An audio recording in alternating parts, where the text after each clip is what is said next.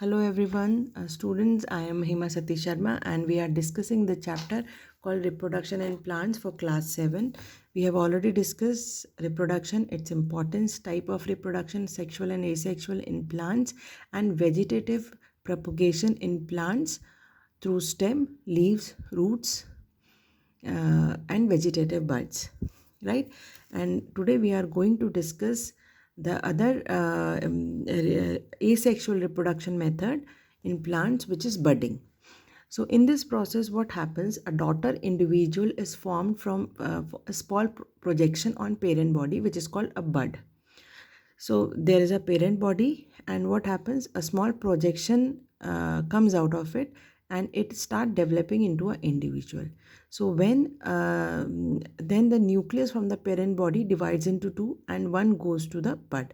Now this bud start maturing as a individual. Now when the bud is matured, it detaches itself from the parent and becomes an independent individual. Example, it happens in hydra and most of the fungi like yeast. Yeast grow and multiply in every few hours if it is provided with sufficient nutrients and favorable condition. You must have observed that yeast is used in many bakery products like breads. So this is how budding occur in hydra. So hydra is basically an aquatic organism. So now this is the mature hydra, and here it is small projection which is called bud. Now this bud will start maturing, and once it is a matured individual or a mature organism, it will detach itself from the parent body. Similarly, you see how it occurs in yeast. So here this is the yeast, and it develops a bud. Now the parent nucleus, it divides into two, and bud also have a new nucleus. Now what will happen, this bud will start maturing, and here you can see there is a budding but produces chain of cells. Now they will detach themselves and new yeast cell will be produced. So this is how asexual reproduction by budding occurs in hydra and yeast. Now we'll discuss another asexual reproduction method in plants, which is fragmentation. As the name suggests, fragment mean pieces. So fragmentation means becoming pieces. So now some algae like Spirogyra that are present in water bodies, they reproduce by fragmentation. So basically Spirogyra is a ribbon like algae. In this method, the body of parent breaks into small pieces which are called fragments, and each fragment they grow into a new plant. Fragmentation of parent body occurs only when they are matured. So whenever a body is matured, the fragmentation will start, and each fragment will develop into a new mature individual. And if the water and nutrient are available, the algae will grow and multiply rapidly. So here you can see this is Spirogyra. Once it is matured, it breaks into pieces, and each piece will develop into a new Spirogyra. Now we'll discuss another method of asexual reproduction in plants, which is called fission. So this is also a type of asexual reproduction. In this method, what is happening? The parent cell is splitting into two or more new daughter cells. So how it is different from budding? So in the process of fission, the parent cell is dividing into two or more daughter cell. So after fission, parent cell is not there, only daughter cells are there. But whereas in budding, parent cell is still there when the new generation is there, and parent cell is also there. But in the fission, parent cell divides itself into two or more daughter cells. Now these fission is of two types. One is binary fission and other is multiple fission.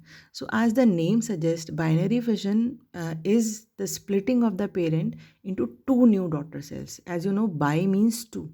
So whenever in fission the parent cell is dividing into two new daughter cells, it will be called binary fission. And this is the most common method of asexual reproduction in bacteria and amoeba. So in binary fission, what happens? First, the nucleus of the bacteria divides into two nuclei, and then the cytoplasm divides.